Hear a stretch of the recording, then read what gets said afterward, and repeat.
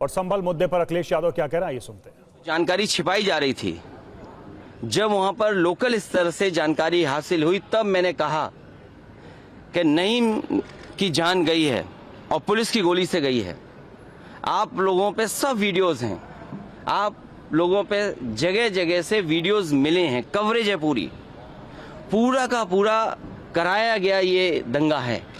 और किसने कराया? सरकार ने कराया, क्योंकि सरकार जो बेईमानी कर रही थी, सरकार जिसने वोट लूटा, सरकार ने जिसने मशीन पर ईवीएम की बटन बार बार पुलिस से दबाई, प्राइवेट ड्रेस में पुलिस लगाई, उस चुनाव में इनकी धांधली, इनकी चोरी न पकड़ी है, इसलिए जानबूझ करके संभल में घटना कराई है। और मैं पढ़ना चाहता हूं, संभल की शाही जामा मस्जिद के खिलाफ 19/11/2024 को सिविल जज चंदौसी संभल में एक याचिका डाली गई।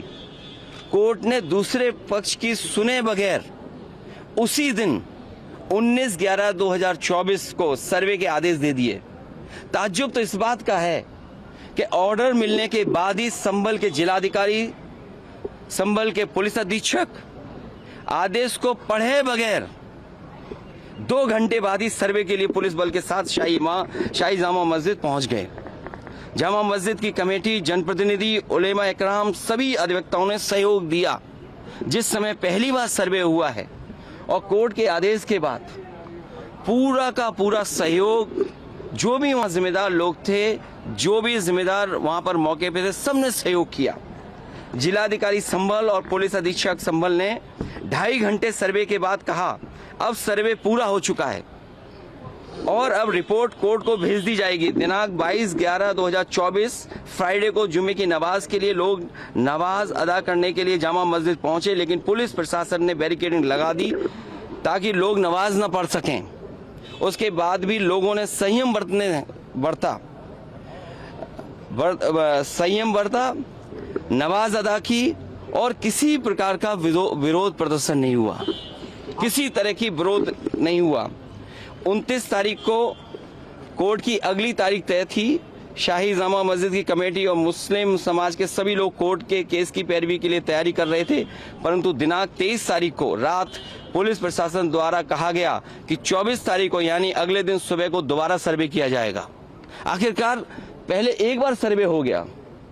ये आदेश पुलिस प्रशासन को किसने दिया कि दोबारा सर्वे आपका होगा, जब पहले सर्वे में सब लोगों ने सहयोग मदद की, पूरा सर्वे हुआ, किसी को आपत्ति नहीं थी सर्वे पर, लेकिन जानबूझ करके आगे शाही जामा मस्जिद की कमेटी और अधिवक्ता ने कहा कि एक सर्वे तो मुकम्मल हो चुका है, अब दूसरे सर्वे की क्या आवश्यकता है।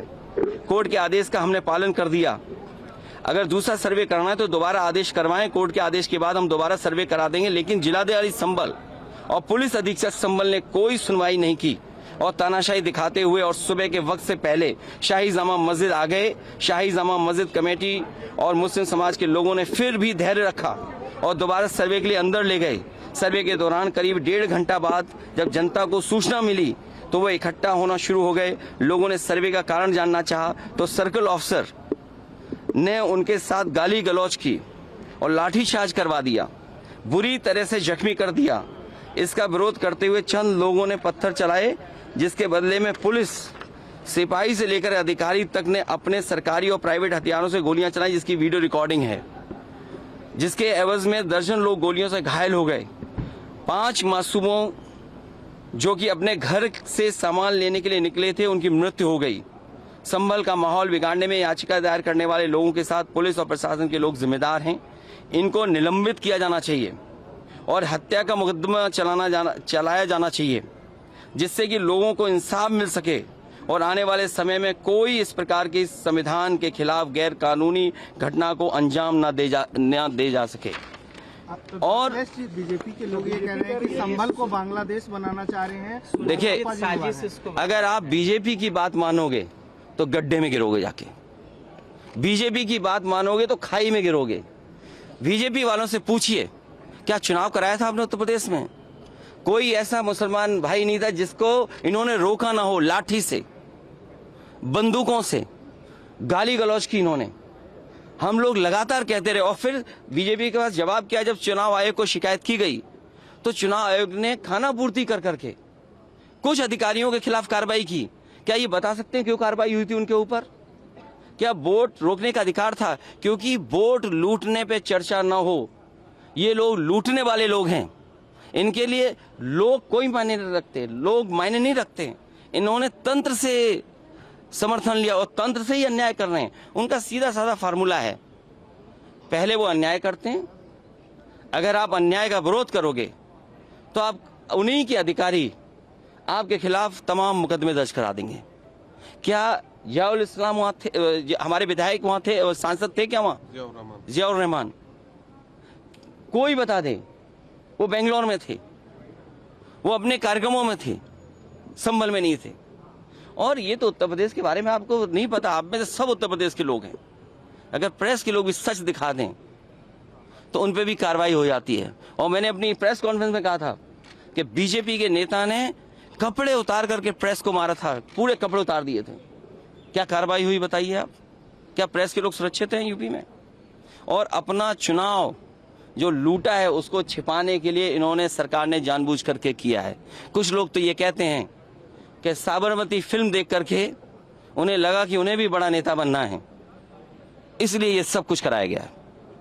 सदन में इसको उठाएंगे। मैं, हमारे सभी सांसद और तमाम विपक्ष के लोग इस सवाल को उठाना चाहते थे, लेकिन सदन में नहीं उठने का मौका दिया।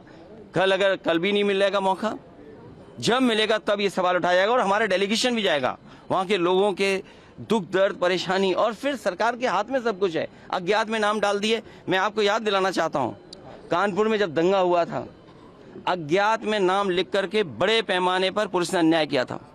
पुलिस ने लूटा था पैसा और पुलिस अधिकारी को उन्हें हटाना पड़ा था, और यही आरोप था उन पर कि उन्होंने पैसा ज्यादा लूट लिया।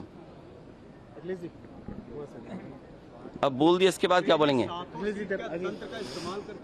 लोगों ने वोट नहीं डाला, तंत्र से ही उन्होंने वोट डाल दिया और तंत्र से ही रिकॉर्ड बना करके जीत हासिल कर ली। आज आप लोग इस मामले को लेकर आदित्यनाथ जी की तरफ इशारा है आपका? साबरमती सरकार करा रही है। और आपको बहराइच का नहीं पता, उन्हीं के विधायक ने बीजेपी के अपने कैडर के ऊपर एफआईआर लगाई, और एफआईआर में देखिए धाराएं क्या लगी हैं। जब बीजेपी का विधायक कह रहा है, बीजेपी के कार्यकर्ता नेताओं पे आरोप लगा रहा, और बाकायदा पीस कमेटियां बनती हैं, बाकायदा चीजें बातचीत से हल होती हैं। क्या जिलाधिकारी कप्तान ने कोई बातचीत की? जब उसका पक्ष तैयार था सर्वे के लिए, सर्वे आप कर लीजिए, आप रिपोर्ट लगा दीजिए। आप किसी की बात ही नहीं सुनना चाहते हैं कोर्ट में, आप अपनी मनमानी करना चाहते हैं। तो आखिरकार कौन निर्देश दे रहा है मनमानी के लिए? आखिरकार कहाँ ऐसी ताकत है जिसके आगे सब झुक रहे हैं और अन्याय कर रहे हैं? ये लगातार अन्याय उत्तर प्रदेश में हो रहा है। ये इसलिए हो रहा है क्योंकि अपनी नाकामी छिपाना चाहते हैं और सबसे ज्यादा कमजोर जो लोग हैं उनकी तरफ ही जाना चाहते हैं। धन्यवाद। इसी तो उन पे एफआईआर दर्ज क्यों हो गई या उनका नाम क्यों डाल दिया गया? मैं इसी संबंध में मिला हूँ। अज्ञात में सब जो नाम, और अज्ञात में हजारों नाम डाल दिए, इसलिए डालेंगे दबाव बना लें। और पुलिस तो जानते हो कैसे काम करती है यूपी की। चलिए, बहुत धन्यवाद। तो अखिलेश यादव को सुन रहे थे आप, और सीधे तौर पर उन्होंने कहा कि संभल का मुद्दा हम संसद में उठाएंगे, संसद के शीतकालीन सत्र में उठाएंगे, और पुलिस की इस कार्रवाई पर उन्होंने कई गंभीर सवाल उठाए।